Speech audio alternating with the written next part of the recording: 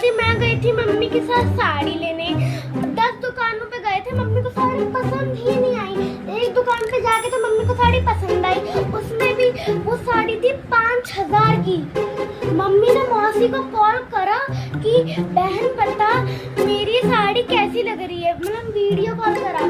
तो मौसी ने कहा बहन तो ये ऐसी साड़ी लेती रहती है, ये तो 500 की होगी शायद।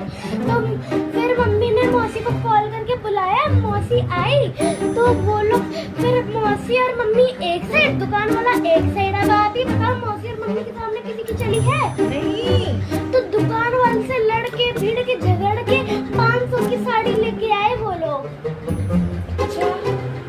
और उसमें भी जब हम लोग घर जा रहे थे ना तो दुकान वाला मेरे को कह रहा है कि अब से अपनी मम्मी और मौसी को लेके मेरी दुकान के आस-पास भी मत भटकना। बताओ इतनी बेइज्जती करा दी मेरी। देखो यार क्या हुआ। दादी फिर मेरी पूरी बात तो सुनो।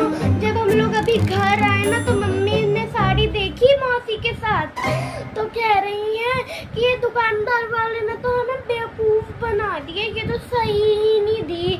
इसमें तो देखो कैसे का कैसे चढ़ा के 500 का दिया, मैं तो इसको 100 रुपए का लेके आती। ये बात सुनते ही मेरे कान जाम हो गए। मैं इतनी दूर से पैदल चल के मम्मी के साथ 10 दुकानें घूम के आई, उसमें भी आके मम्मी को साड़ी पसंद नहीं है, अब मेरे को कहनी है कि जाओ साड़ी लेके आओ। नहीं, अब तुम कभी नहीं जाना मम्मी के साथ साड़ी लेने के लिए। दादी आप सही कहती थी कि मम्मी के साथ रहना ही नहीं चाहिए। हाँ, मम्मी किसी के सामने किसी को समझती नहीं है तुम्हारी। अब आप भी बताओ ऐसा होता है? नहीं, ऐसा नहीं होता है। एक बार साड़ी लाने के बाद नहीं हम रिटर्न कर सकते हैं उसको। हाँ नहीं तो, और उसमें भी ये पहले भी नहीं देखा, दुकानदार से लड़के झगड़ के और आ गई और दुकानदार ने मेरे को धमकी दी है कि अब से मेरे दुकान के आसपास मत भटकना। अब किस मुंह से मैं जाऊंगी? धमकी दी? और क्या, अब मैं किस मुंह से जाऊंगी साड़ी को वापस करने? अब कभी नहीं जाना। और क्या। बाय दादी, चलो मैं एक गिलास पानी पी लूं, बहुत थक गई। बाय।